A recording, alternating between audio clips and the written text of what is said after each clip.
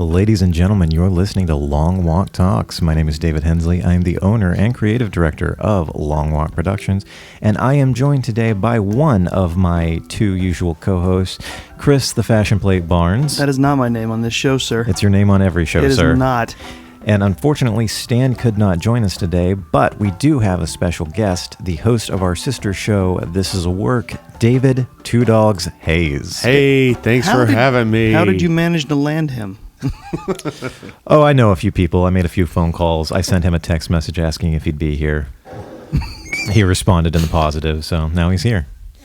I was in the bathroom the whole time. Yeah, he actually just lives in this studio. Yeah. He's constantly talking about wrestling, even if the mics aren't on. And Best we're not place for a anything. captive audience. You just trap someone in the bathroom and just talk to them about wrestling. That's how I live my life, guys. Well, they close the door. He stands in front of it. Do you want to talk about wrestling? There's also a mirror in there. Well, I'm gonna talk about wrestling. Well, guys, we have been doing our new Roaring Twenties segment since July, and we are rapidly approaching the new Roaring Twenties. This is the penultimate episode of this segment. In previous episodes that you can find streaming on our channel, we have discussed the best films of the last 20 years. First 2000 to 2004, then 2005 to 2009, and 2010 to 2014. We have also discussed the best TV shows and the best music of the last 20 years. And today we are going to be talking about the best video games of the last 20 years, 2000 to 2019. And just a reminder, these lists are definitive and they cannot be argued with. Not at all subjective at all, or objective. Oh no, like I was going to said one time. No, because I'm going to start off by saying like there is so much like that does not end up on my list because I'm just like I'm not a fighting games person. I'm not like super into RPGs or like FPS stuff. So it's like, I'm glad there's three of us here to maybe round out the list. Yep. Well, before we get started, after today, we'll have one more episode of the new Roaring Twenties, and that will be at the end of the month when we discuss the best films of 2015 through 2019. But next weekend, you will be getting a bonus episode where we discuss another Christmas special. Yeah. All of the other reindeer was probably, well, and there's no probably about it. It was our most listened to episode. It was our most commented on. Everybody loved listening to me and Chris shit on a children's special for 45 minutes. So we're going to try to... People were upset. And I don't know why, because that special is not good. Yeah. It was my favorite episode that you guys have ever done to date. I've heard that from a lot of people. It's the only episode that I have never taken down from streaming, but I might actually do that considering it's been up for a year now. I'm going to back it up. Well, it lives in our hearts forever. Yeah, I'm going to back it up on YouTube. But Doggz, for the listeners of both shows, Long Walk Talks and This Is a Work, tell our listeners what they can expect from This Is a Work over the next couple of weeks to round out the year. Well, we obviously, for my True Believer fans out there, we have skipped over Survivor Series mercifully, and we are going straight into tables, ladders, and chairs. Oh my. Yeah. Oh, that's what TLC means. Yeah. No, that sounds like I was making a joke, but you mentioned TLC, and I was like, wait, you actually forgot? Forgot? Hell, I didn't know to begin with. I was like... There's a wrestling pay-per-view. Care. Yeah, it's about loving yourself. Yeah, I was like, what kind of wrestling bullshit nonsense is tender loving care wrestling? Daniel Bryan is gonna hug it out. It sounds like a Japanese comedy fed, which I would watch the hell out of. Absolutely. So TLC, it's supposed to be. And I'm laughing as I'm saying this. It's supposed to be one of the more violent pay-per-views of the year after we just watched Full Gear from AEW. Right. Well, it's also built on the legacy WWE. of the Dudleys, the Edge and Christian, and the Hardy Boys killing each other, which doesn't happen anymore because Vince still hates tag teams, and and they're not allowed to get that extreme for the most part anymore. So. Right. So we're going to round out the year with that. We're going to do the year in review on the pay-per-views. AEW and WWE. Absolutely. And, see where we stand as far as our rankings go for the year.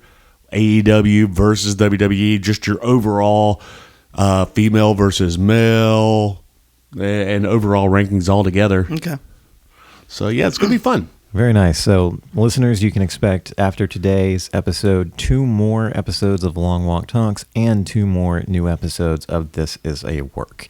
So, Doggz, since you are our guest, let's go ahead and start discussing the best video games of the last 20 years. Did you rank these in any particular order, 5 to 1? I did as best as I could. And, it's kind of funny because, video games to me have always been fantastic. But 2000 to 2019 is when video games went from awesome to phenomenal. And things really finally started fulfilling potential. Oh, I mean, there were so many games that they re-released that reached their full potential. Mm-hmm. Oh, man. Now, I had a hard time ranking these. So we're going to start for me at number 5. All right. Number 5 for me, and I'm still playing this one, is Red Dead Redemption 2. I love this game. This is fantastic. The graphics are great. The gameplay is easy. It's very addictive.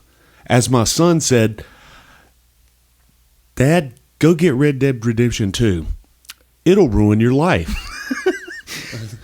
And he said that to a man who's already into Skyrim. Right. I told him he should be working for the admin for Rockstar.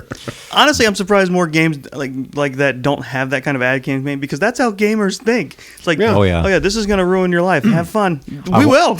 I want to see that poster, Red Dead Redemption 2. Buy it. It'll ruin your life.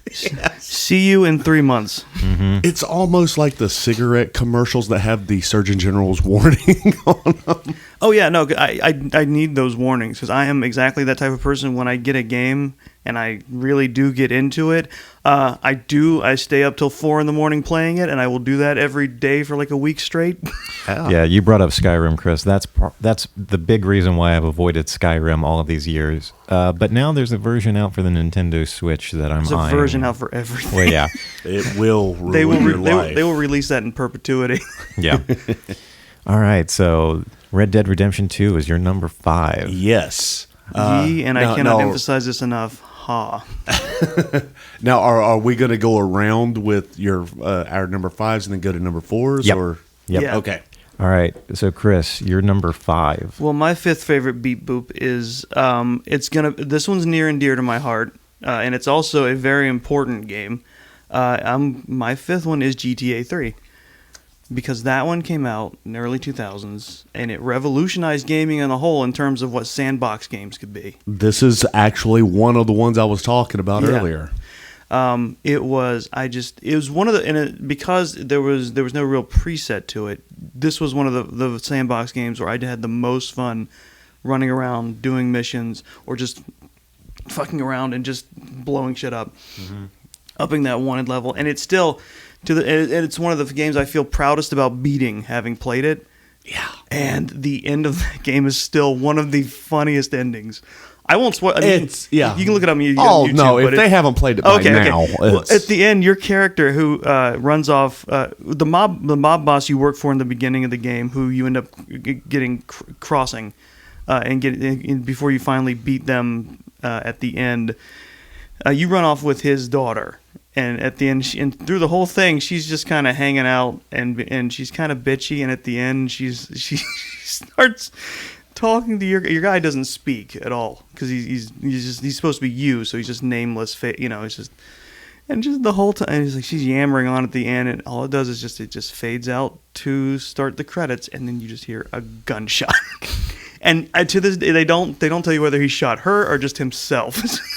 Well, and just this is me being a nerd.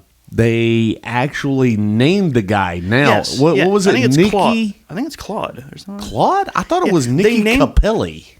Oh, maybe or something. Because they named him in San Andreas. Yes, they did. Because he shows up in a car race. Still didn't talk. No, but I always just called him Guy because that was funny to me. Yeah. That his name was just like Guy. It was also GT3 also did something remarkable where they made just driving around in the game fun, because originally the first two GTA games, it was top down and it was very much focused on the missions and doing everything. But this, you got in the cars, you drove through the huge city, and the radio. Oh, the radio! They licensed out so many songs, and each radio station had their set format.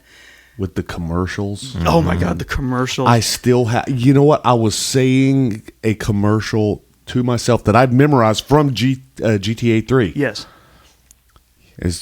Yo, it ain't nothing but a chicken wing on a string with a big butt laying on your lap. Yo, these game girls are talking about doing it at the after party. Game girls? That's right, game girls. Wow. Between that and I think my favorite was actually the talk radio station with Laszlo. Oh, Laszlo. Him and a staple in the GTA world. Him and the people calling in is just. I would literally just play the game, just listening to the radio station till it like looped. Yeah. That game set a bar for me in terms of what I enjoyed and stuff. See, I've actually got that, but it's lower. Yeah. It's much lower on my higher, I guess. Yeah. I never played 3. I played Vice City and San Andreas, and both are really good. But 3 is great. If I had back the time that I spent playing Vice City, I'd probably be an astronaut or a doctor by now. 3! Oh my God, 3 has something special in terms of making missions matter, because in 3, once you complete all the missions that fuck over the triad in Chinatown. Anytime you go back through there after that in the game, you get shot at randomly. Right. They will. Yeah, it's just like you just have to stay on your toes in that area of the game from then on, because that's such a great touch. It's annoying, but it's a great touch. And it bleeds over into other games. Yeah. Not so much in Vice City, but once you get into San Andreas and when you start going into the different parts of town with the ballers and the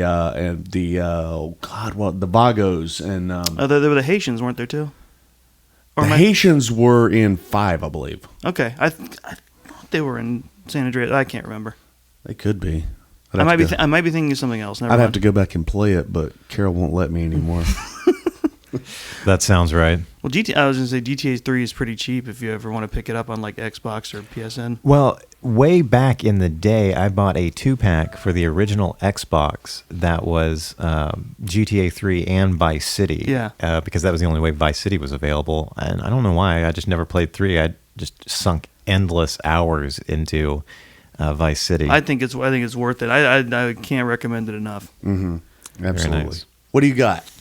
Well, Vice City and San Andreas almost made the list. But before I get to my number 5, I have to talk about a game that's not exactly an honorable mention, and it's not exactly in the 1 through 5 slot. I could not think of where to put this because it could have been any one, number 1 through 5.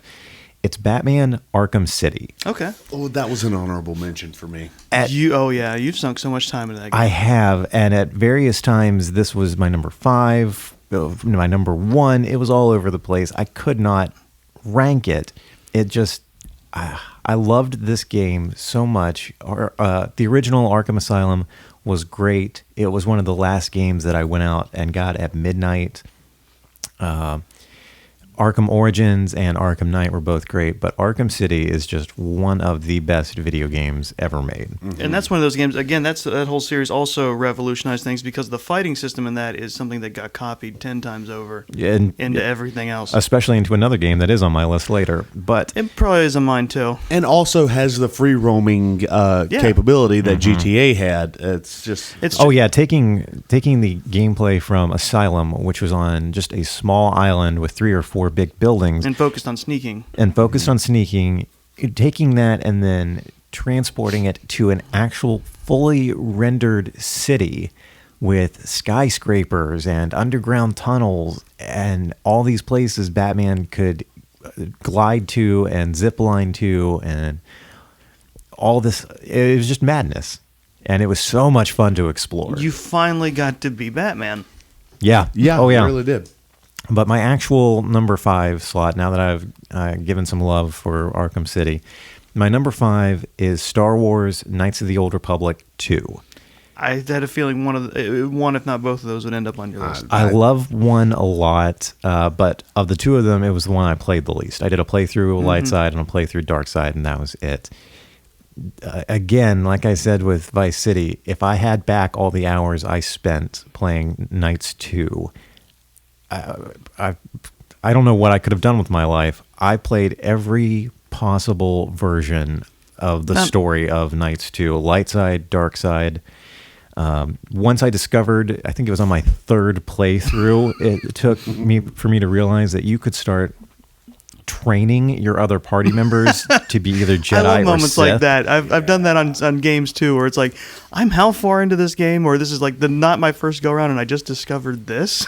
I want to say I did at least 6, maybe as many as 8 complete playthroughs of this game. By my last one, and I still never got every single party member trained up to Jedi, but my last playthrough, I got most of them, and I was happy with that. Again, and it took me 2 full playthroughs and getting halfway into my 3rd before I realized you could even fucking do that in this game. I discovered how much fun it is to be evil on my first Sith playthrough. And honestly, that came out early enough to the beginning of the decade or the 2000s that it's like it wasn't probably readily available to. Oh no, you couldn't go on Reddit and be like, "Here's a complete list of how to." Here's the YouTube walkthrough. Yeah. Yeah, exactly. My first Sith playthrough, I discovered Force Lightning, which was just a game breaker. Unlimited power. Yeah. So from then on, I wouldn't even use my lightsaber. I would just go around force-setting people. Yeah. So on my next... someone scuffs your shoes. So on my next playthrough where I went dark side, I exploited a glitch that you can find about halfway through the game where you just search a body, an enemy spawns, you kill it, you get a lot of experience. You search that body again, the enemy reappears. I swear to God, I must have repeated this for 2 hours and jumped up way higher than I should have been at that point and sunk all of my points into Force Lightning. Hell yeah. And the rest of the game was just a cakewalk of walking into rooms and zapping people to death and moving on. You're so evil. Your theme music plays before you hit you hit the room. Oh shit. Yeah. A lot of Star Wars fans would say the first one is the better of the 2. Well, it was more polished because they didn't actually have time to properly finish the second one. No, they had less than a year. Yeah. But it's still very fondly remembered because still, for what it was still really good. Yeah, and you got me the download on Steam. Yeah. I think either that or GOG. I can't remember. One of the two. I can't remember which. I have the email flagged for when I eventually get a computer that can run Steam. Yeah. And I really want to download the completion mod. The fan mod. Right. Yeah, there's a fan mod that there was so much content cut out, but most of it was left in the data files. That's the great thing about Star Wars fans and fans of that stuff. It's like they will especially game fans and Star Wars fans combined. It's like they will obsessively take the time to fix it. They want their thing to be good. They want it to be right. Oh yeah, the fans found they data mined it and found the files for an almost completed planet that got cut from the final game. Yeah. So they went in and finished it. A whole new planet that you can go and visit. It's insane. That's like with Skyrim, but Skyrim, I think one of the first things to do with people on PC is like they immediately go out and get the mods. Or I think Fallout too, they do. It's like they have mods available. There are even officially available mods. When I boot up Fallout 4 now, there's an option for mods. Because fans went through and just fixed the things that Bethesda wouldn't or couldn't. Right. And Bethesda's like, all right, cool. Yeah. All right, well, I could turn this into an entire podcast about Knights of the Old Republic 2, but Doggz, what is your number 4? Number 4 for me is, and I should paraphrase how I got my rankings. It didn't necessarily go by gameplay or design. I should have known you would actually rank them. Mine aren't. I know. Well, yeah. I should have known just from our podcast when this is a work. These are definitively ranked for you. Oh yeah. There's a formula. It's 50% how much replayability that this makes game sense. has, plus how much my wife hates them. The more my wife hates it, the better the game is. Because she knows how immersed you get in it. Is that, exactly. Yeah. Yeah. Having said that, my number 4 is Assassin's Creed 2. I had a feeling one of those would show up. Yeah. Just the story. I couldn't go with Assassin's Creed 1 because it left such a cliffhanger at the end that you were like, well, what does that mean? It was too blatant.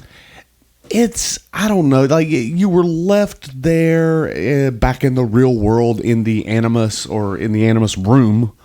I think they've kind of divorced themselves from that concept, haven't they?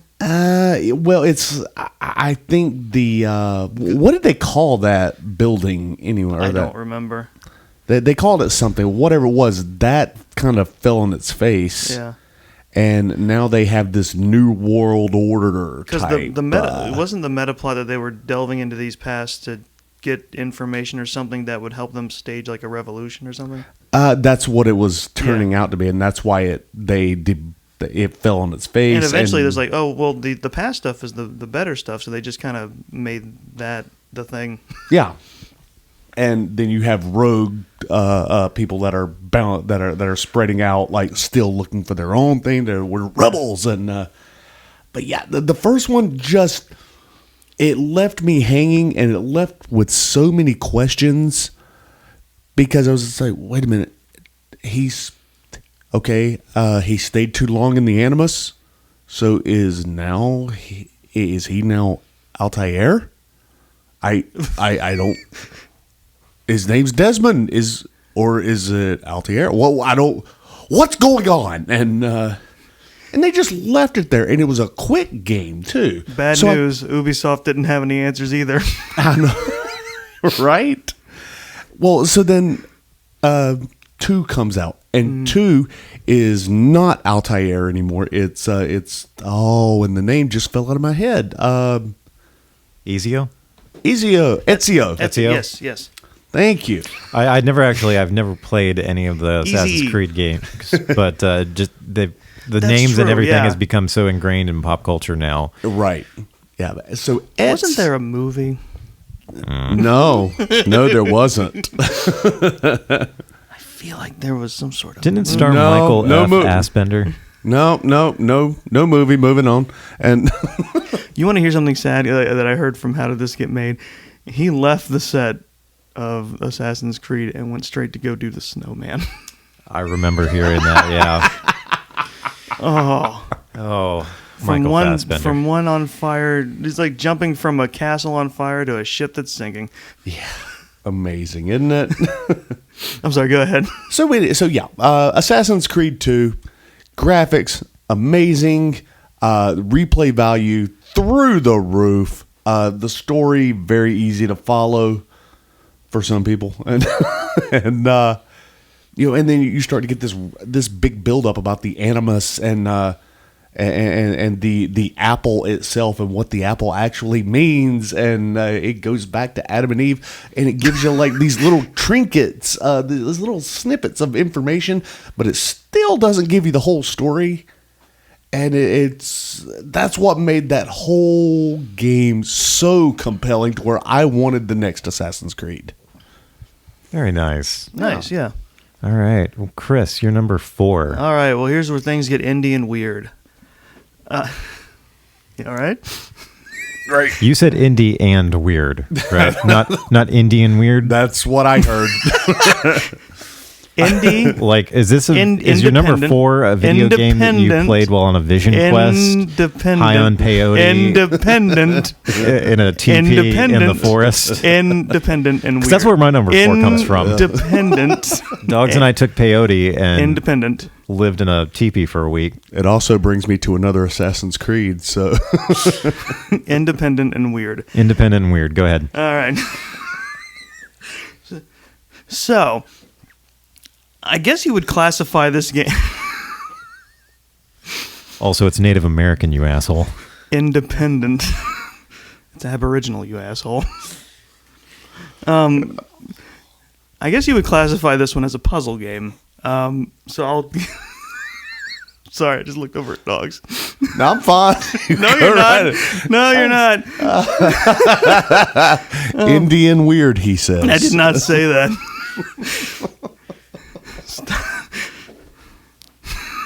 So it's a puzzle game. It is a puzzle game. It's hard to describe because it's not a standard type of. I think it came out in around 2013. But the backstory of the game is it's set in a fictional communist Eastern Bloc country called Arstotzka, and it's just finished a war with a neighboring country called Kolechia. Now, according to a job lottery, your character is now assigned as a border guard, or a border, not border guard, a border agent. You are checking people's passports as they try to enter the country after this war that's just occurred. And the mechanics of the game are, they give you the passport documentation. You have to verify it, make sure it's accurate before deciding to either let them through or reject them. The story behind that follows, and as the mechanics ramp up and they play, it is it's something that you're either going to be super into like me, or you're just going to be like, this is boring. Why am I playing this? It's a game called Papers, Please. So you're either going to be really into it, or you might as well just be working for TSA. Essentially, kind of. I mean, the mechanics are interesting because it starts very simple. Like, and you're like, okay, first you just get, they either have a passport or an entry ticket, and then it's like, as things get more tense on the border, then they have to have an entry certificate, and then it has to be like they have to have if they're coming in with a job, they have job certificates, and you have to check each one versus what's official, and you have to make sure it's all standard, up to snuff, and then you can either let them in or you reject them based on whether it's okay. And then there's like story elements that filter in where it's like this person's like, please, my loved ones are in the country and they don't have documentation. Then you can make a moral choice and be like, either let them in or not. And get out of here! You're Indian weird. I don't want you. I'm sorry. No, you're not. I ought to be. You're Weird Russian Indians. But the thing there is like the meta of the game is like if you let someone in like that, you immediately get fined for doing it. And the point is, the more people you process in the game, the more you make a day, and the more you have for like your family and stuff. And the more mistakes you make, the inspector's going to come, and if they say you're making too many mistakes, it's like you only have like one clear shot of getting through the game and quote unquote winning. And it's very, very interesting and dystopian as the mechanics ramp up and you have more choices to make. There's a rebellion going on. Do you help them? There are scripted story events like a bombing at the border checkpoint. It gets Weird. It's kind of psychological. It very much is. You have to like, because this takes place in like 1982. Like it's like the early 80s, in a communist Eastern Bloc kind of place, and it kind of absorbs you into thinking, and you have to take all that in while at the same time do your job essentially, and it's very interesting if you're into that kind of thing. Little did Chris know that this was actually a training simulator, and in a few years we're going to be calling him Comrade. Well, it's funny you say that, but because the one of the things you get for completing the game, I think getting the best ending is you get a code for endless mode, which is you can select the difficulty and then just get points for processing the people at the checkpoint until you like screw up enough that you lose all your points. And I'm gonna be honest, it has the same effect as Tetris on me, where it's like I will do that sometimes. I'll just do that and chill out. It's just like I'll put it on the super easy mode, and then I'll just like people will come through. And the best ones I think are when you have the check where it's like someone's identity card says they're male and they look female, and you have to question that, and then you have to take X-rays of them in the booth. Oh my God. That's uncomfortable. I'm in. I want to play this. All right, comrade. It's interesting and it's weird and it's Indian weird. Good. I'm glad that's the takeaway from this episode. I'm sorry, you ruined me on that. Indie and weird. Well, Stolichnaya to you. Do svidaniya. But Papers, Please is a fun game if you like the kind of off the beaten path kind of stuff. And I think the maker of that recently, Lucas Pope, came out with a new game that's also kind of different and interesting about a mystery ship that disappears, never makes it to port, and suddenly reappears, and you have to investigate it. So it's like the end of Ghostbusters. Kind of, but it's not the Titanic. Oh, darn. Right. Over to you, Dave. Well, looking through my list, I just realized that all but one of my 5 choices are sequels in some way, shape, or form. You whore. But my number 4... Oh my God, mine are too. Yeah, right? It's so weird. Well, usually the first game sets the standard, and then further games build upon that. I started with a sequel. I did too, technically. I started with one of the best sequels. Arkham City is a sequel, and then Knights is a sequel. All of our starts were sequels. I don't have a game on here that's not a sequel. Well, my number 4 is, ironically, Resident Evil 4. Ah, yes. Oh, my God. Yeah.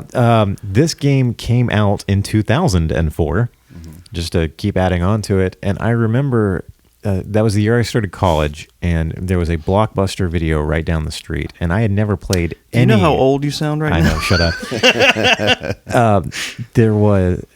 I had never played any of the Resident Evil games before, but I kept seeing the buzz online about how great 4 was, how it reinvigorated the franchise, how it's completely different. Say, it's like that's the funny thing is like 4 is like almost nothing like the original 3. Well, so reading all this buzz about it, I wanted to play it to the point where without calling them, I turned into that John Mulaney bit. Do you have Addams Family values?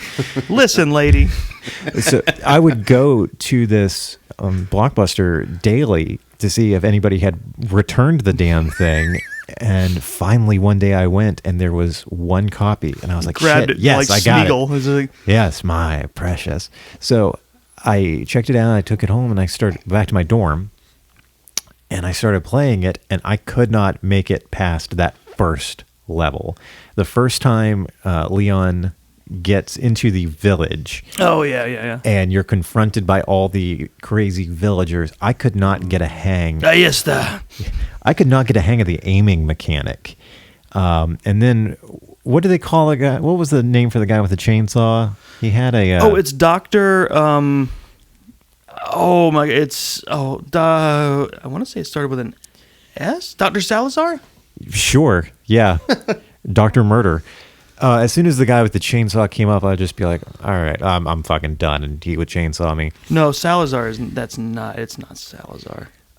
It wasn't until the game got ported over to the Nintendo Wii that I actually played it and enjoyed it, because you could buy the gun adapter for the Wiimote and actually aim it. That's how you also had House of the Dead 2, the Grindhouse game. Yeah, that was 3. Dr. Salvador.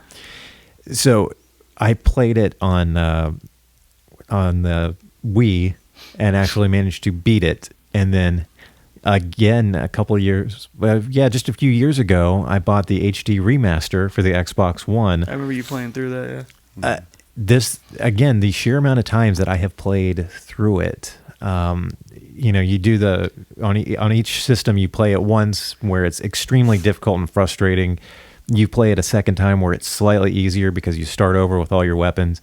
And then you do it a third time just for fun because now you've got things like the Chicago typewriter, which has infinite ammo. And then you get the infinite rocket launcher.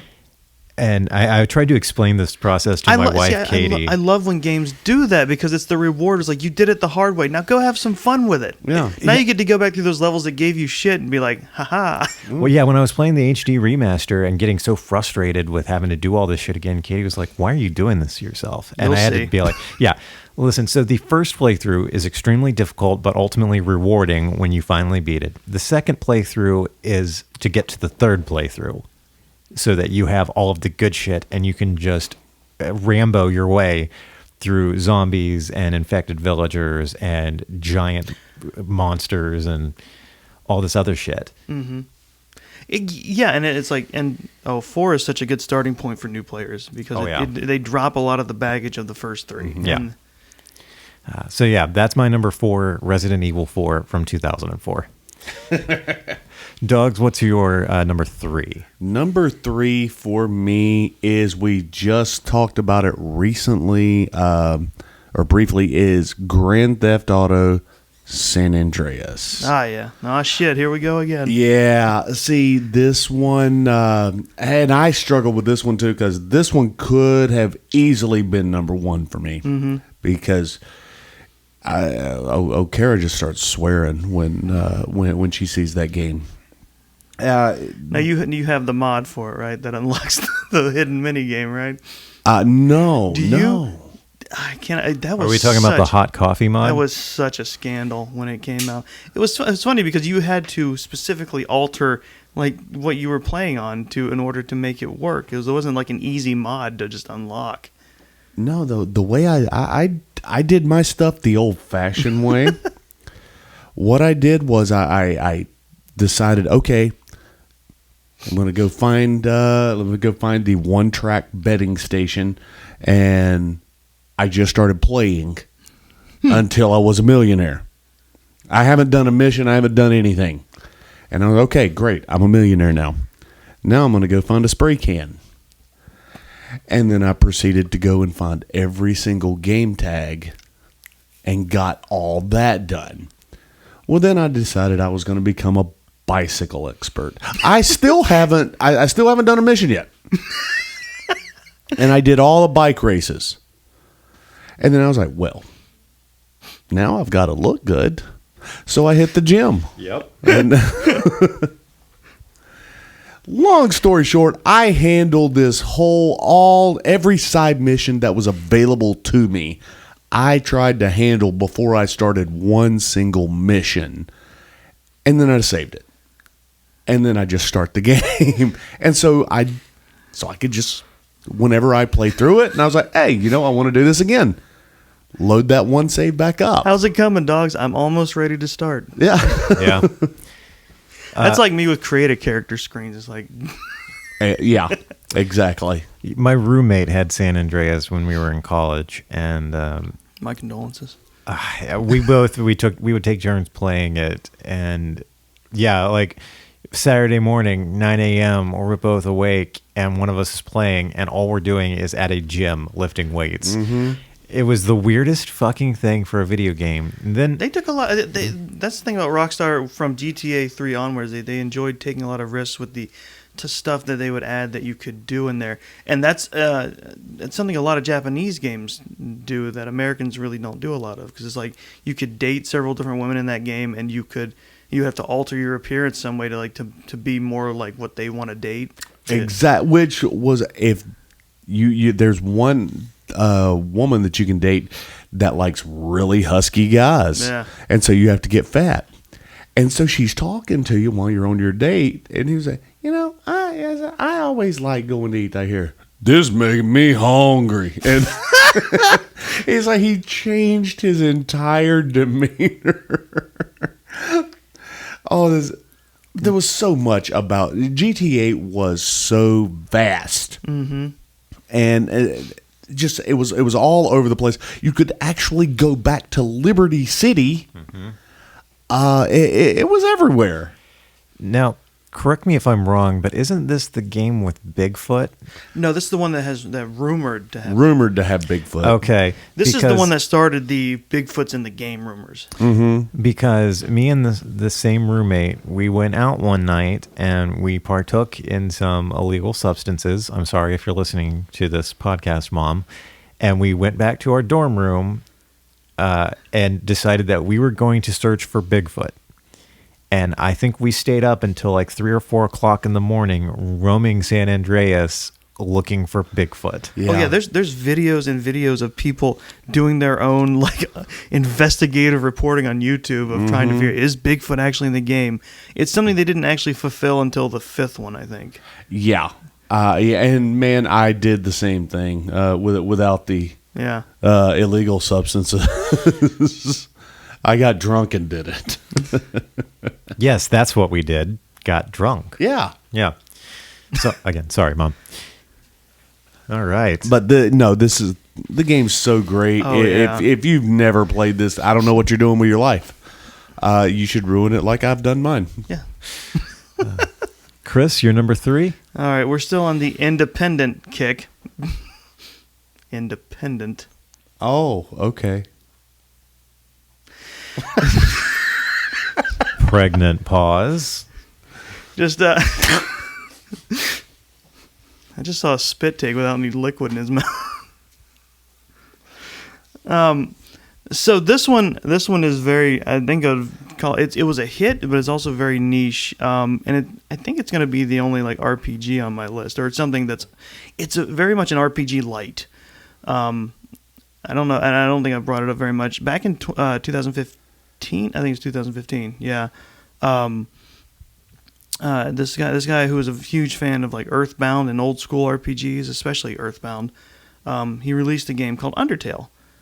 And Undertale is a very simple game. It would really only take one like long session, maybe about 6 hours to get through, even if you're taking your time.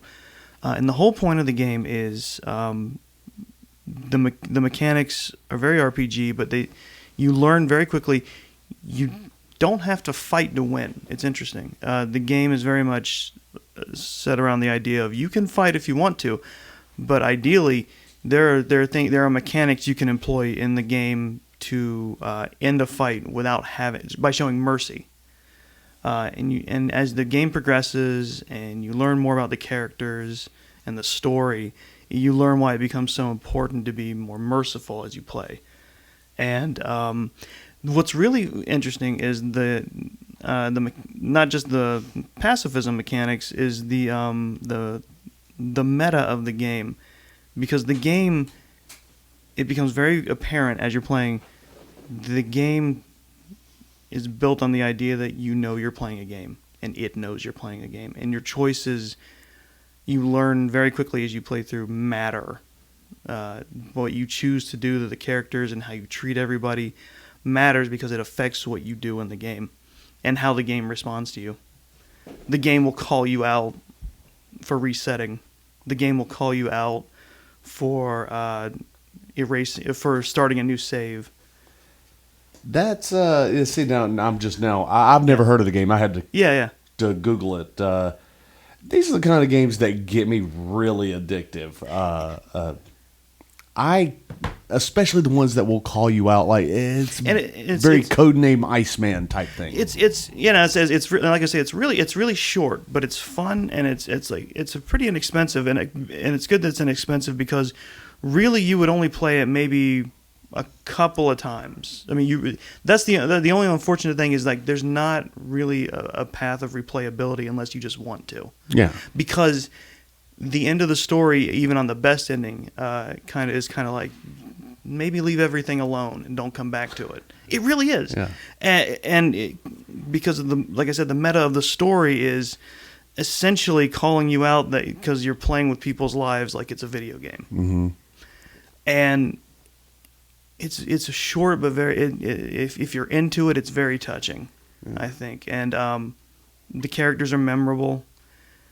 And then, like I said, it will fourth wall do it, because then, like, the final battle, there is a sequence. It's not really a spoiler, but there's a sequence when you're fighting the final boss, and since he has control, he auto kills you and shuts off the game. That's yeah. Now they couldn't do that for like the console releases, but like on the PC, when the first time it happens, it's very shocking. It's like what, and you think you did something wrong, but it didn't. You didn't. Wow. Yeah, it's a very trippy game, and it's a very fun game, and I cannot recommend the soundtrack enough. If you like classic video game music, Toby Fox went above and beyond. The songs from the soundtrack of this game are some of the most remixed things on the internet. People like it's a great short game for what it is. That's all right. You sold me on this. I'm into it. I need to make this happen. Now, quick question: which part of the game trains you to be a Russian sleeper agent? The part where you close that and play Papers, Please. Oh, okay. All right. Thank you, Comrade Chris. Yes. That's Vidania. My number 3 is another sequel, but not a numbered sequel. It is Halo Reach. I knew someone was going to bring Halo into this. I love this franchise. I'm surprised it took this long to mention a Halo.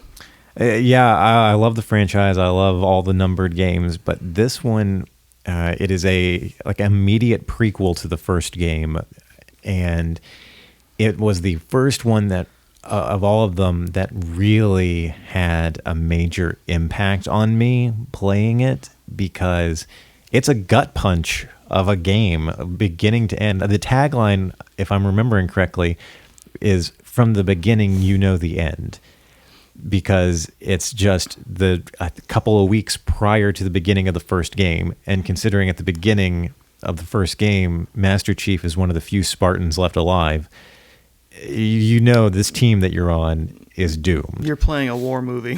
You're playing a war movie. You play as... And you know how those go. You play as this character who's only known as Noble 6, because he is the newest member of Noble Team, a group of 5 people, formerly 6, who all have code names and are all experienced Spartan soldiers. And just recently, one of their members has died, and you're his replacement. So you're kind of the black sheep of the team at the beginning. And they don't want to get attached. Yeah, and it's about getting involved in the Human Covenant War and how that started. And about midway through the game, very shockingly and out of nowhere, one of your team members gets sniped from afar and dies. Ooh. And then from then on, it's the next mission, one of them sacrifices themselves to set off a bomb in what turns out to be a completely meaningless sacrifice. They do it to blow up a ship, and then as you're floating away from the exploding ship, 5 more ships show up in its place. Just the team whittles down. That's just the worst moment. Bring me my brown trousers. No, I mean just emotional. That's just, those are always cool moments in movies, but they're also emotionally manipulative. Just to let you know, it's like you're fighting a losing battle. Yeah, you did this great thing. It means jack all, but neat. Well, I mean, the game is 9 years old at this point, so I'm not going to worry about spoilers for people who haven't played it. You just keep losing team members. The commander of the team sacrifices himself to buy you and this other guy time to get to the end game, to your ultimate goal. Here, the last guy goes down fighting a group of Covenant elites and fights to the bitter end. You finally deliver the package that you were trying to get to the human forces, and then unfortunately they have to leave you behind. I believe the tagline for that game was "Deliver Hope," wasn't it? Yeah, that was one of them too. Yeah. Because the whole game is about getting the information that Master Chief and the humans needed in the first game. Mm-hmm. The last level, every time you start a mission in Reach and in any of the Halo games, it'll tell you the name of the mission and then what your objective is. So this very last one, when it starts, I think the chapter title was Last Stand, and the objective is survive. That's all it says. You start on a beach surrounded by dead humans and Covenant soldiers and all of these weapons, and Covenant dropships are coming in to kill you.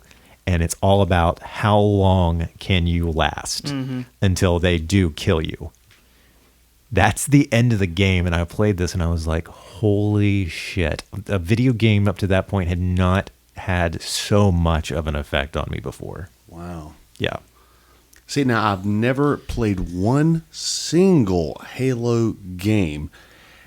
And honestly, the reason I haven't is out of fear. Simply because everybody is so addicted to it. Knowing how I am. Yeah. Oh, the wife will leave me. She'll sell the house. And even worse, she might take the television and the PlayStation. What am I to do then? I'll be alone without video games. Sucking dick for video games. Yeah. I mean, Y'all got any more than video games? come on, baby. I got some cheeseburgers. Oh. So yeah, my number 3, Halo Reach. I don't know. Doggz, moving on to your number 2. Okay. Who does number 2 work for? No, let me ask you, are we going to do honorable mentions after we get, or We need to. I have so many. You can go ahead and do them before we do the top 2. okay, Okay. cool, because my honorable mention comes in here before I do my number 2. This one's going to be for the original Xbox, a game called Fable. Yeah. Oh, sorry. Yeah, that was a fun series. I played the first one, and I was instantly addicted just because it's a choose your own adventure video game. You can go any way you want to, and your actions, much like life, direct you on a particular path. Yeah, I know it couldn't quite 100% live up to the hype of it, but they did try very hard to make that happen, didn't they? I thought the game was fantastic, and no matter how hard I tried, I kept going back and playing it over and over and over again. And each time I said, you know what I'm going to do? Okay, this one I am going to be saintly. As like people are just they're gonna fall in love with me, and I've come out of the gate looking fantastic. And as the game went merrily forward towards the end of the game, I always ended up with devil horns. And I don't mean regular devil horns. I mean they were about the size of a grapefruit, and they were really long. They were the size. You were like Tim Curry in Legend. Yeah, they were the size of another human, and they were gray, and my face was brown. Was like this brown, crinkly. You have the opposite problem I do in games. Like, I cannot bring myself, no matter how much of a dick I want to be, to choose the evil option most of the time. Yeah. Yeah, the only RPG I've ever done that with is Knights of the Old Republic 1 and 2. But usually, whenever I play an RPG, I'm going full good guy. I can't help it. I can't help it. I've never been able to do it. I guess it's something about my personality. I can't. I gotta go heal. I totally believe that. Yeah, that's my honorable mention. Fantastic game. I wish I had room to put it on here. My number 2, obviously, is The Elder Scrolls Skyrim. Nice. I was wondering where that was going to fall. Oh, you knew it was coming. No, Skyrim. The graphics are absolutely breathtaking. It's the game world itself is so vast, and again, it's a choose your own adventure. The decisions you make. There's like hundreds of hours of gameplay, and that's not including you just fucking off and doing whatever. I've been playing this. When did this come out? 2011, I think. I think so. Yeah. So I've been playing this game for the better part of a decade, and I still haven't done all the quests. I'm still, as we speak, there is a game loaded, ready to go right now, with a quest that I have not played. Aren't you a werewolf right now? or a vampire? Well, I was. I got tired of being a vampire. So November 11th, 2011. Look at me knowing Yeah. stuff. Wow, 11. 8 years. Yeah. Very nice. That game has some of the best mods that have ever been made for any video game. There's the Macho Man Randy Savage Dragon mod, which is my favorite one. Yes. All the dragons are turned in with they all have his face, his hat, his glasses, and they all speak and all the dragon noises are replaced with sound bites from Randy Savage. Yeah. There's the Thomas the Tank Engine mod. You showed me a YouTube video of that. You just summon Thomas the Tank Engine. Yeah. It's a spell you can do. We see it's funny because that was actually one of the first mods that I found. Yeah. And everybody that knows me, they're always a little bit late to the party. They forget. Look, I'm a wrestling aficionado. Yes. I already know everything there is to know, and they're coming to me years later. Have you ever played this game called Elder Scrolls Skyrim? Yeah, I'm very familiar. I like with the fact that they approach you like you've never heard of Skyrim. Yeah. Like you play games. Like anyone who's played games, I've never touched it. I know about Skyrim. Yeah, there's this mod on there where all the dragons on the game can be Macho Man Randy Savage. I don't know if you knew that or not. Yeah. It's already loaded on my game now. You should just. Next time it happens, I hope you're near your game where you can just switch it on and just like. It's like, Oh yeah. There's a dragon just fast. yes. You don't say. I love everything about this, and it makes me want to go and look at the mods for Fallout 4 now. And to think about it, there's so many memes that come out of Skyrim too. I used to be an adventurer like you until I took an arrow in the knee.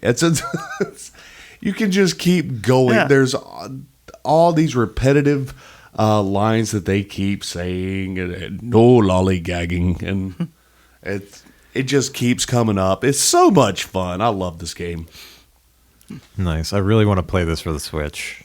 I'm thinking hard about it. It'll ruin your life. Okay. Good to know. Good to know. That should be a category of video games. Like it's like action adventure, or it's like sports, Survival horror. sports, life ruiner, and that can be anything from an RPG to whatever. Yeah. Nice. Well, Chris, your honorable mentions and your number 2. Okay, I'm going to speed through the honorable mentions because they're literally like 20. For me at least. First, I want to highlight now it started pre-2000s, but it continued on for so long that I feel like it deserves a mention. But the SmackDown vs. Raw series that WWE did, starting with the original and moving on, it was just... nowadays, it's more with 2K and, oh God, the mess that is 2K20. Oh my God. It's like the Fallout 76 of wrestling games from all I've heard. But when Ukes was still allowed to do it, it started off very arcadey because it was like there was no weight restrictions, so you could like have Rey Mysterio body slam the Big Show, whatever. Yeah. But it started very arcadey and moved on to a bit slightly more like realistic with the SmackDown vs. Raw series. But it was so much fun. Yeah. And they would come up with custom plots for storylines for you to follow in the game. Mm-hmm. Like I'll highlight I think it's 2008. SmackDown vs. Raw 2008. Right. That was my first PS3 game after I got my PS3. Mm-hmm. And they had a storyline where you were fighting The Undertaker, and he's in the middle. He would zombify 2 wrestlers and send them after you. Oh, that's right. I remember that. Zombie Finley and I forget the other one, but yeah. But I thought I could be wrong. I thought it was Santino. Might be. I think it is. Felt like it was Santino Marella. But yeah, like a fun series, and then they just kind of went into the annual sports thing, like most of them do. And it's just, I miss the arcadey stuff, and God bless them for trying with the recent DLC where they went back to monsters again. But hopefully they can dig themselves out of this ditch, or something better will come along. Yeah, I'll tell you. And you know something else about the new 2K? Oh my God! So many people have quit their job. They didn't walk out. They didn't walk out on the project. They left the company. The team that got assigned to it after Ukes got taken off, they had like a matter of like 3 months or something to get it done, and it stressed them out so bad that it's just like, we quit. We cannot do this anymore. They left the company, which now makes the impending WWE 2K21 with a much lesser budget. They might not do it. As I heard rumors, I heard rumors it may just not happen. But yeah, moving on. Sorry. Next honorable mention. Oh my God, these were a series of games that finally gave, I think, what Marvel fans really wanted: the Marvel Ultimate Alliance series. Starting with the first one, you have to stop Doctor Doom from basically becoming all powerful. To the second one, where you play out the Civil War storyline. It's the ultimate like Marvel team up. You get so many characters you can play. It's like an action RPG where all the characters level up as you play, and you get basically they give you as many characters as they can in the game, and you can form your own team however you want, and it's just so much fun. It's fun for me, for a guy who wouldn't normally play that type of game. Right. This one I mentioned off mic, but I got to that. It's one I love, but I couldn't put in my top 5. Because it's something they couldn't re-release today because of all likeness rights and everything. But Def Jam Fight for New York. Oh, yeah. That was so much fun. The first one was a straight-up wrestling game type. It was Def Jam Vendetta, where everybody from Def Jam Records was basically in the game, and you had to wrestle them. And then they kind of expanded it to like a street fighting, brawling concept in Fight for New York, and it's fucking awesome. Oh, I love that game. It's amazing. Another one to mention... This is it's not independent, but it is a weird concept, and it's fun to play. I think it's another one of those mellow kind of puzzle games, and it's very much weird for the sake of weird, even for a Japanese game. But it's Katamari Damacy. For a quick rundown.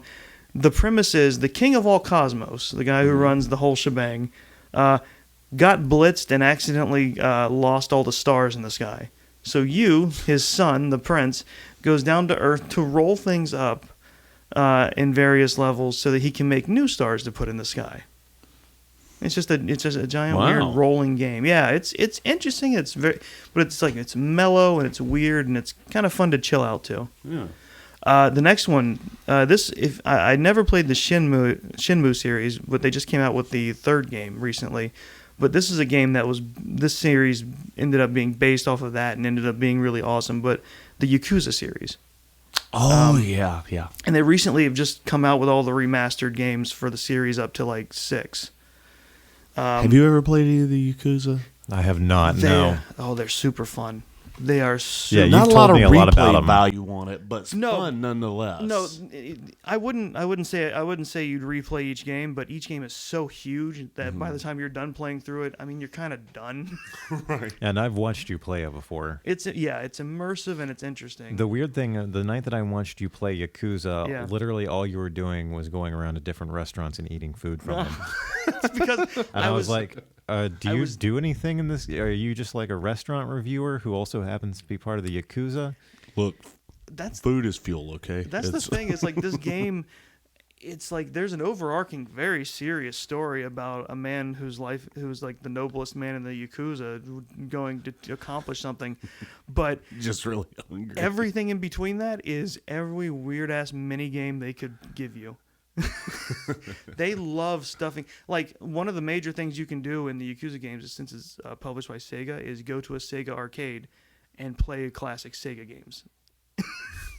And you can just do that in the game. You can just do that. There you go.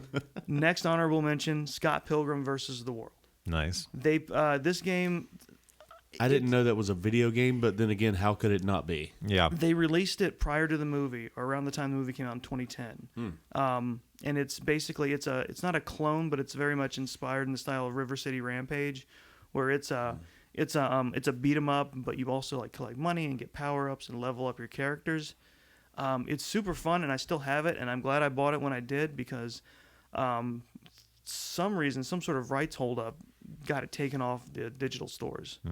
And they've been trying to get it back on there for years. The creator has, but they still have not managed to do it. It's a fun game if you can find a way to play it. Nice. Next, the big update from Way Forward that I cannot recommend enough. Double Dragon Neon. It is it's a high def remake of the original Double Dragon. Yeah. But they made it super 80s tastic. There is just like it's from design to attitude to the jokes. Mm-hmm. It's very fun. And they even gave it a new overarching villain. His name is Skullmageddon. He is a giant skull man. Awesome. And he sounds like Skeletor. Awesome. Next honorable mention, Deadpool. The Deadpool yes. game. I did really enjoy this game. It was super fun, and it was everything that it should have been. I mean, it was kind of repetitive fight-wise, but other than that, it was everything you wanted it to be. There is a moment where you can just slap an unconscious Wolverine for as long as you want. Until eventually Deadpool breaks the fourth wall to ask you to stop and move on. Yes, and then you can keep doing it. Yeah. You could literally just smack Wolverine's unconscious body for eternity if you wanted. Mm-hmm. Another one I know I've talked to Dave about it before. It's a kind of top down, kind of reminiscent of old school GTA, but the mechanics are really fun if you just want to murder a bunch of shit. It's called Hotline Miami. Yeah, you have told me about this before. Yeah, it's really fun. It's an interesting game where you're basically a contract killer, and there's an overarching plot that you start to unfold.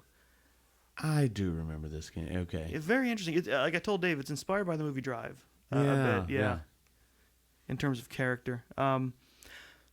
If you love NES throwbacks, especially for Mega Man, Shovel Knight. Shovel Knight probably should have been in my list, but I had to give it to something else. But Shovel Knight is super fun, and this game, it came out I think in 2014. They've been adding new shit to it since. Like there are now 3 different extra DLC campaigns that they've added to the game for different bosses that you beat in the game proper. And I think they're coming out with something like a fighting game add-on too soon. And if you bought the original game way back, you've been getting these updates automatically. The next that laugh is because the next honorable mention, you will understand why I laugh when I say this, Goat Simulator. Yes. You two and that damn Goat Simulator. It's hilarious. Goat Simulator was a game originally made by the devs for a game jam, and the idea was just you run around doing weird shit as a goat. Mm-hmm. What makes it so much fun is because it was made quickly for like a game jam. It was like a contest to see who can get games made on a tight schedule. The physics are super broken and insane. Yeah. And I hope it is one of the inspirations for Untitled Goose Game, which I will be getting eventually when it goes on sale. I don't understand you people and these weird ass goats and geese and gooses. Doggz, you have to see Untitled Goose Game. The entire point is you are a goose and you heal it up on a small English town. Mm-hmm. Your entire point is to cause havoc. Much like Goat Simulator. Yeah, but but that's just do whatever free roam. Yeah. This is you are trying to wreck people's lives on purpose as a goose. And then my last honorable mention, this is a pretty old one. They've re-released it. Oh no, I have one sports game here too. Just to toss out, Hot Shots Tennis. It's just a small, quirky little tennis game. The people that title was primarily golf games, but I always enjoyed that tennis one. But the last one is this is a game that I played back when it first came out, and they've remastered it since, so it's not hard to find. But it was the update of The Bard's Tale. I forgot about The Bard's Tale. That could have been one of my honorable mentions too. God, that was so good. It's so good. The humor is right there for me where I love it. Yeah. It is absolutely it's a cynical, very cynical, fun story. of you're supposed to be the hero, but you're a drunken lout. How did I forget the bard is this? voiced by Carrie Elways. Yeah. The narrator is Tony J. And you can, it's just, you're just trotting your way through just the story that the main character wants really no part of. Mm-hmm. And it's just like it's a piss take at the conventions of RPGs. Yeah. Nice. So anyway, on to my actual. Yes, please. Once upon a How time. long have we been here? I told you I had like 20 honorable mentions. It's like it's hard to condense it down to 5. But what number are we on? 2. You're number 2. He smells like number 2. My number 2 is the most recent game. Well, yeah, it's the most recent game on my list since it's singular. It is 2018 Sony's Spider-Man for the PS4. 2018 Spider-Man? Yeah, it came out last year. Okay, I haven't seen that. Okay. I know. Yeah, it's just the one that's simply titled Spider-Man that came out on PS4. It's awesome. It is the perfect combination of everything great about GTA and sandbox games, and it's it feels like finally the one that gets Spider-Man right the most. Yeah.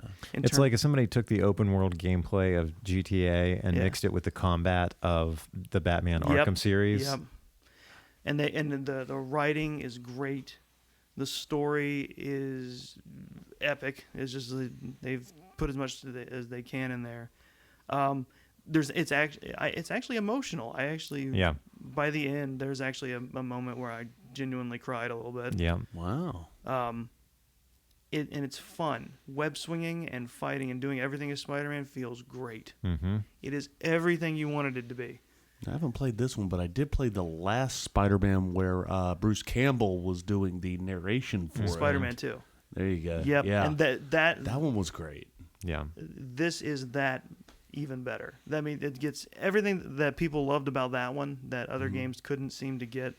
Well, right? the thing I didn't like about that one was, in my opinion, way too hard. Yeah, this one is they streamline controls and it feels right when you. It's still difficult in the beginning, but it's a manageable difficulty. I do remember playing the Spider-Man 2 game and just, my God, what a frustrating experience. Yeah. I was gonna, which reminds me, there's another game I forgot for honorable mentions. Oh my God. No, it's this will be very quick. Is another. I'm gonna call you Stan. Oh, this is not fair. Well, someone has to. No, they don't really. But Go on. no, there's one Spider-Man game. It's not super great, but it's one I like because it was really quirky and fun. It's called Spider-Man Friend or Foe that came out on PS2 and stuff like that. I remember playing that. And what made it fun was it was kind of like an action beat 'em up.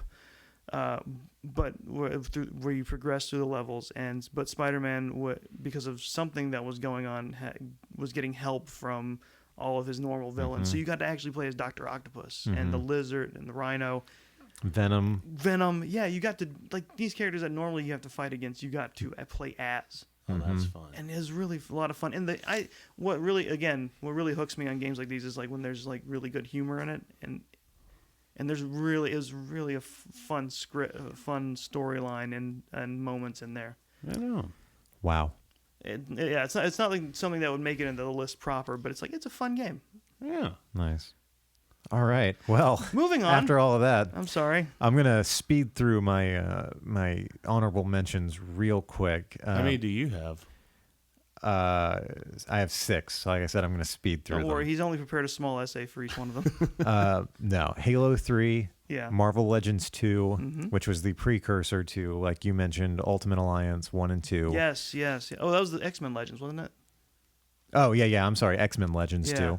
2. We already talked about it, GTA Vice City, the Dead Space series, all 3 of them. And this last one is weird. The Dynasty Warrior Gundam series. Nope, I know exactly why.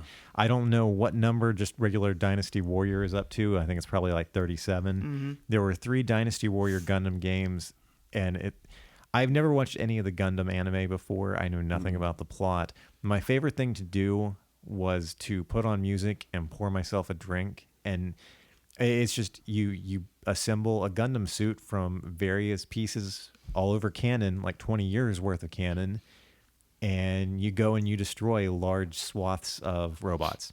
That's it. Absolutely. And that was so much fun to do. And just put on your headphones, drink a beer, smash robots. That's what I There you do. go. A lot of games, even like the Spider-Man one, I will just turn down the in-game volume and put up music and just go to town. Well, I'm not going to talk too long about my number 2 slot either, because it's Spider-Man for Yes. the PS4. I have you to thank for this. It and my number 1 spot are the only 2 video games to ever make me cry. The ending of Spider-Man is heartbreaking. The gameplay. Admittedly, I'm a softie. I mean, even bad movies can have good emotional beats and make me tear up, but this was really an earned moment. Yeah. Where it was like really properly sad. Yep. And I did all of the grinding to get every single suit Yep. in the game.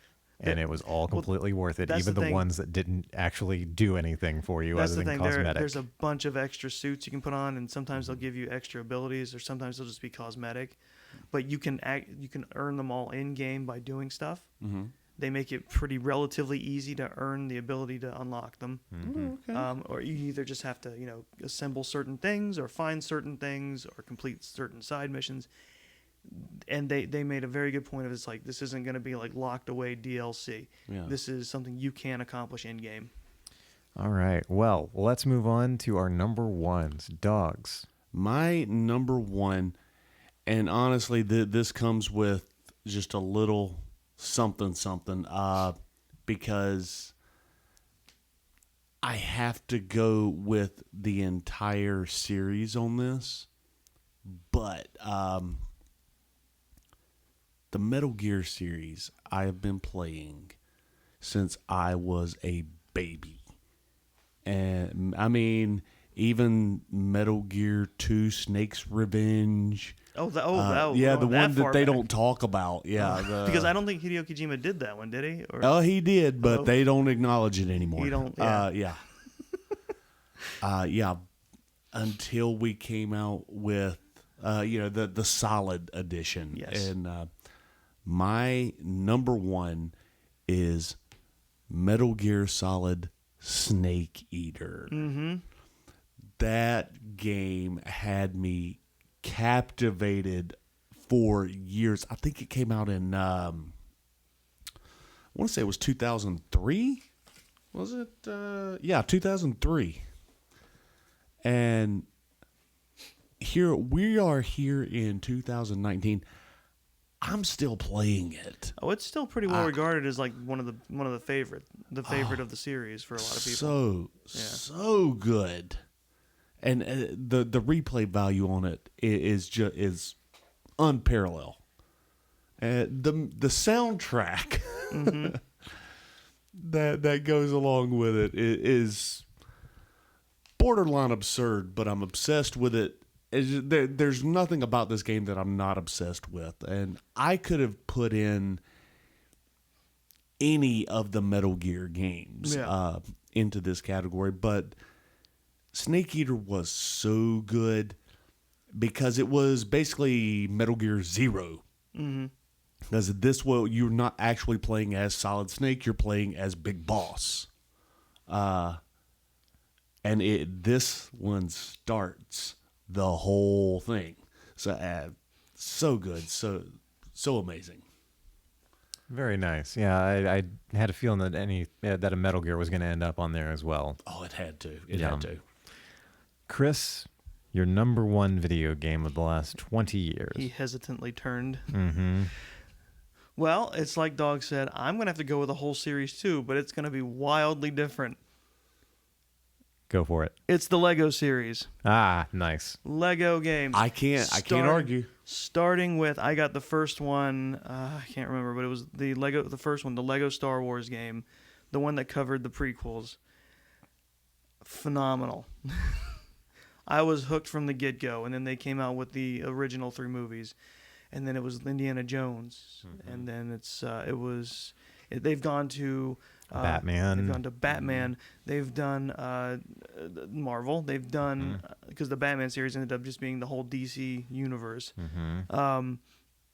They've gone to Lord of the Rings. They've gone to Harry Potter, Pirates of the Caribbean. Sorry, Pirates of the Caribbean. Mm-hmm. Sorry, as a hiccup. They've done all sorts of licensed games. They've done some original ones for like the Lego Movie. They are all fun. They are designed. They design with the mechanic in mind of it's fun to run through and platform, and you have different characters who perform different tasks. And then it's always like, and they've built in replayability by you complete it first, and then there's always stuff you can't get to immediately because you don't get those types of characters till later. Yeah. So then you can come back and get the rest. And because I am in a very, very obsessive gamer, when it hits all those right buttons where it's like I got to come back and get everything, I'm going to get the 100%. And they've designed them to be fun. They built in cheats. Cheats are right there in the menu. You buy them. Like in the earliest games, you bought them out of the store and you accessed them whenever. Yeah. These games were designed not just for kids, but just to have fun. Yeah. I remember playing with you one time, and you busted out the mantra. Remember this children's game for children. We got through. Yeah, that's the story I was about to tell. Yeah. The very first time I played one of these Lego games was with another friend of mine named David, because there's an absurd number of us. That's why I'm called Two Dogs. Yeah, so me and my friend David were playing the prequel Star Wars game, Lego game, and we got stuck on something. We're sitting on the floor of his old apartment in front of the TV playing this game, and David's roommate Jay was sitting on the couch behind us. And David and I are trying to get past something. I can't remember what it was in the Star Wars Lego game. And we're sitting there arguing with each other about how to do it. And behind us, Jay goes, "Game for children, guys. Game for children." So every time I've played a Lego game since and gotten stuck on something, that is what I think of. It's game for children. Game for children, guys. But they are fun. They are so much fun. Mm-hmm. It's the first thing I remember feeling overwhelmingly positive about with the prequels. It's just Oh yeah. and the cutscenes. The cutscenes are always great because they always interject little funny bits into them too. One of the first video games that I ever bought my son, Tyler, was one of the Lego video games. Yeah. Well, after watching him do this and play around and goof around on it, hell, I took it away from him. And I started This is rotting your it. brain, son. Yeah. I was addicted to it. I love those games. You know what? I'm just now realizing I left off an honorable mention that I've included very little Nintendo stuff in here, but Super Mario Sunshine for the GameCube. That was a really fun game. Yeah. Yeah. I don't know. Sorry, that anything just about randomly one. popped into my head. Unfortunately, Nintendo kind of falls off mine because I had Nintendo when I was younger, and then by the time the 2000s hit, I had gone full into PlayStation. So it was just like I have fond memories of a bunch of Nintendo stuff. It's just not from like 2000s onward for the most part. Nice. And I do have only two more honorable mentions. Go for it. Because I had to cut mine really bad. Madden 2005, I thought was the best version of Madden ever. It didn't. From there, we were stagnant, and then it just drifted off after that. Yeah, really, all you're doing at this point, and it's true of like the wrestling games. It's like you're paying like full price for a roster update, or Right. for like cosmetic updates. Yeah, and anything past a roster update is you're just shooting yourself in the foot. Yeah. And my other one is Fight Night 2008. With was it 2008? It's 2007 with Oscar De La Hoya. Okay. And that one, just once again, the best Fight Night that's out there. You can create your own guy, and to create a character, that one is better. It's all of your ranked contenders are right there, and you can do the catch weight now, and so you got to make weight and all this stuff, and it's so good. Very nice. All right, so that was both your number ones, right? Mm-hmm. We're leading into yours. All right. Well, just like the two of you, I got to pick a franchise. And for me, it is the Mass Effect franchise. I can dig it. But if I had to pick just one, it would be Mass Effect 2. That I think probably everyone would pick that one for the most part. Yeah, I think you have to, right? 3 was fantastic, and well, despite a lot of fan bitching to the contrary, the ending I thought was good. I have not played, even though You this mean game. the original one it came out with? Yeah, the Okay. original ending to the game I thought was just fine. Fans, of course, will bitch about anything. I have not actually played the. I think there's a point when there's an outcry that big, but Yeah. I understand, because when you're waiting for it's like anything, like the third of anything or any sort of trilogy. I mean, Good luck pleasing everybody. good luck pleasing everybody, but I think when there's an overwhelming outcry, I think maybe there's a point. Just because it's like you know what people built up in their head, you're never gonna reach that expectation. Yeah, and I played it before the patch update. I beat it before the patch update, where Yeah. they were like, "Okay, fine, we hear you. You hated it. Here's how we fixed it." I think just I was people- fine with the original ending. I think just people, since they were so invested up to that point, they wanted at least a chance for a happier ending. Yeah. Or the happiest ending they could get. But I loved 3. I loved Andromeda as well. But and Oh, so I'm you're one of the the few one. people. Yeah, me and Stan. I think, well, by all accounts, it eventually became a good game. Yeah, you just have to get far enough into it. Like at the beginning, it's rough. I mean, that and like the technical updates they had to do. yeah, but the second one. But they're no Bethesda. It's fine. Yeah. The second one took everything that was great about the original and just made it better. More planets to explore, better fight mechanics, a bigger party to choose from, loyalty missions. There's such in-depth characters in your party, and even characters that you couldn't add to your party, just NPCs. The choice mechanic, Paragon and Renegade choices and how that affects the story. Yeah. Taking the element of choice making and how that's going to affect your playthrough, and making that such a huge part of the game, to the point where I wish when I was talking, a wheel would pop up telling me what the better options were to say to people. right. Well, the fact that you're told from the beginning that the final mission of the game is outright referred to as a suicide mission. Right. And your ultimate goal is to make it not a suicide mission. But if you fuck up, if you make bad choices, if you don't have the loyalty of every single one of your team members, and here's the added challenge, during the final mission, you have to assign all of them to a specific task.